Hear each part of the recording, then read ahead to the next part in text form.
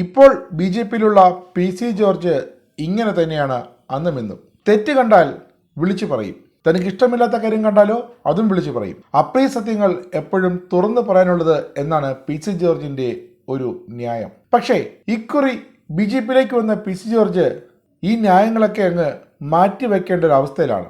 കാരണം പറയുന്നതൊക്കെ എതിരാകുകയാണ്. B J P ചേർന്ന് തനിക്ക് പത്തനംതിട്ടയിൽ സീറ്റില്ല എന്ന് കണ്ട പി സി ജോർജ് അവിടെ നിന്നും തൻ്റെ വാക്പോര് തുടങ്ങിയെങ്കിലും അത് ചെന്നെത്തിയത് ബി ജെ പി സംസ്ഥാന അധ്യക്ഷൻ കെ സുരേന്ദ്രൻ്റെയും പാർട്ടി കേന്ദ്ര നേതൃത്വത്തിൻ്റെയും പരസ്യമായ രൂക്ഷമായ വിമർശനത്തിലാണ്.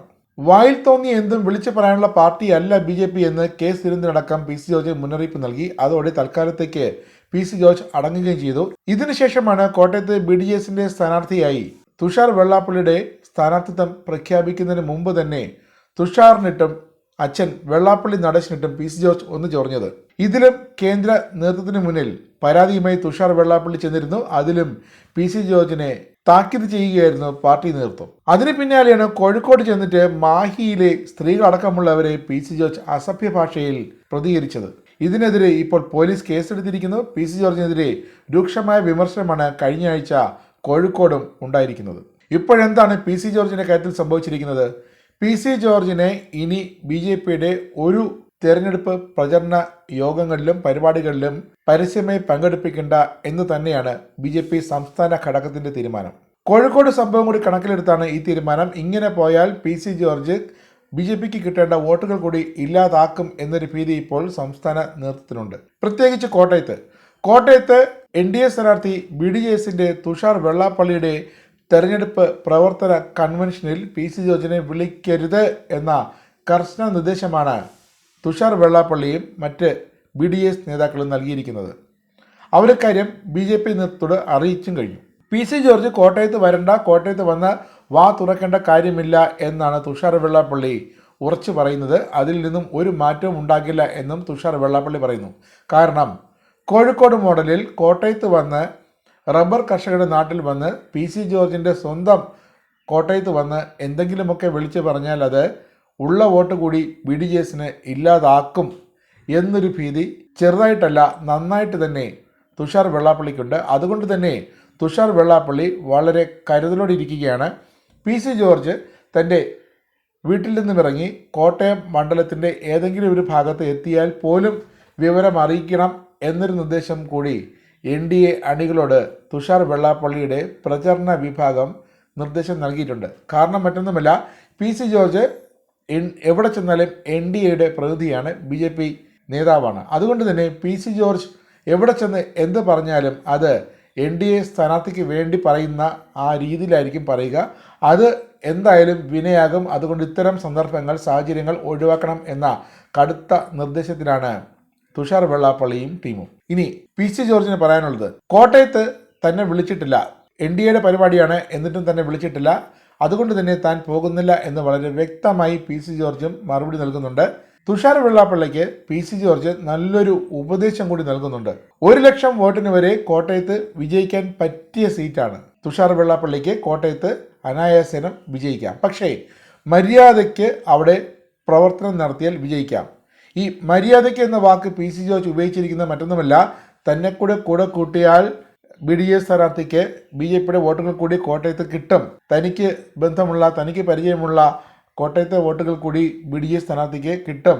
അങ്ങനെ വന്നാൽ 1,00,000 ഭൂരിപക്ഷമെങ്കിലും ഉണ്ടാകും. അങ്ങനെ വന്നാൽ തുഷാർ വെള്ളാപ്പള്ളി കോട്ടയത്ത് ജയിക്കും. ഇതാണ് തനിക്ക് പറയാനുള്ളത് എന്നാണ് പി സി ജോർജ് പറയുന്നത്. പി സി ജോർജ് ഈ പറയുന്നതിന് മറ്റൊരു കാരണം കൂടിയുണ്ട്. ഇതിനെ ഒരു തെരഞ്ഞെടുപ്പ് തന്ത്രമായിട്ട് തന്നെയാണ് പി സി ജോർജ് കണക്കാക്കിയിരിക്കുന്നതും.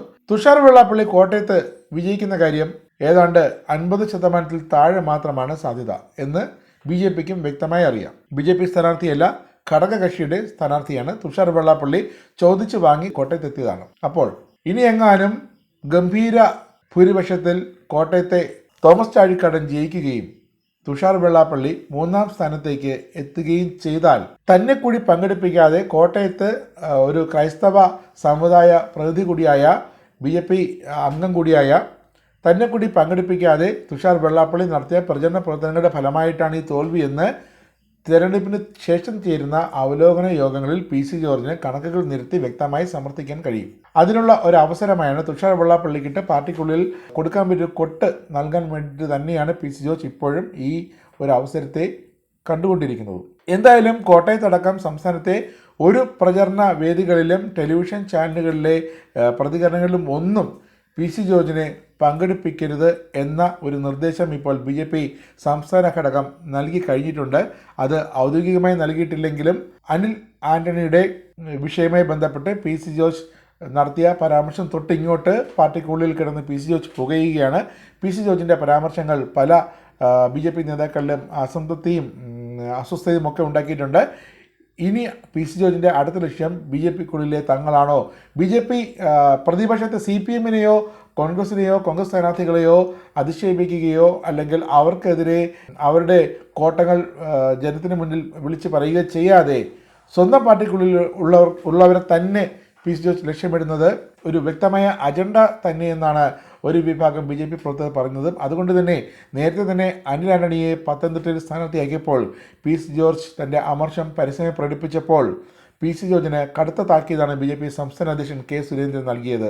അന്ന് സുരേന്ദ്രൻ പറഞ്ഞത്, വാക്കുകൾ ഉപയോഗിക്കുമ്പോൾ ശ്രദ്ധിച്ച് ഉപയോഗിക്കണം, മിതത്വം പാലിക്കണം, ഫേസ്ബുക്ക് വഴി എന്തെങ്കിലും വിളിച്ചു പറയുന്നവർ പാർട്ടിയിൽ കാണില്ല, പി സി ജോർജിനെതിരെ നടപടി എടുക്കേണ്ടത് തങ്ങളല്ല കേന്ദ്ര നേതൃത്വമാണ് എന്നാണ് അന്ന് കെ സുരേന്ദ്രൻ വ്യക്തമായി പറഞ്ഞത്. ഇനിയിപ്പോൾ കെ സുരേന്ദ്രൻ വയനാട്ടിലെ രാഹുൽ ഗാന്ധിക്കും ആനി രാജയ്ക്കുമെതിരായ BJPയുടെ സ്ഥാനാർത്ഥിയാണ്. അതുകൊണ്ട് തന്നെ ഇത്തരം കാര്യങ്ങളിൽ കൂടുതൽ ശ്രദ്ധ കേന്ദ്രീകരിക്കാൻ പാർട്ടി അധ്യക്ഷ നിലയിൽ സാധിച്ചെന്ന് വരില്ല. NDA കൺവീനർ കൂടിയാണ് കെ സുരേന്ദ്രൻ. എന്തായാലും വയനാട്ടിലെ തണുപ്പൊക്കെ കുറച്ച് കൊള്ളുവാൻ തന്നെയാണ് കെ സുരേന്ദ്രൻ ഇപ്പോൾ തീരുമാനിച്ചിരിക്കുന്നത്.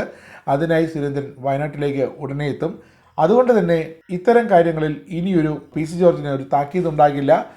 പി സിയുടെ മകൻ ഷോൺ ജോർജ് ഇപ്പോഴും BJPക്കൊപ്പമുണ്ട്. പക്ഷേ ഷോൺ ഇത്തരം ഭാഷകളൊന്നും ഉപയോഗിക്കുന്നില്ല എന്നതും കൂടി വ്യക്തമാണ്. അതുകൊണ്ട് തന്നെ പി സി ജോർജിനെ നിലയ്ക്ക് നിർത്താൻ തന്നെയാണ് BJPയുടെ തീരുമാനം. തൽക്കാലം പ്രചരണ യോഗങ്ങളിൽ പി സി ജോർജിൻ്റെ സാന്നിധ്യം ഉണ്ടാകില്ല എന്ന് BJP സംസ്ഥാന നേതൃത്വം വിവിധ ജില്ലാ ഘടകങ്ങളിലെ തെരഞ്ഞെടുപ്പ് പ്രചരണ കമ്മിറ്റികൾക്ക് ഉറപ്പ് കൊടുത്തിട്ടുണ്ട് എന്നാണ് ഇപ്പോൾ ലഭിക്കുന്ന വിവരങ്ങളും.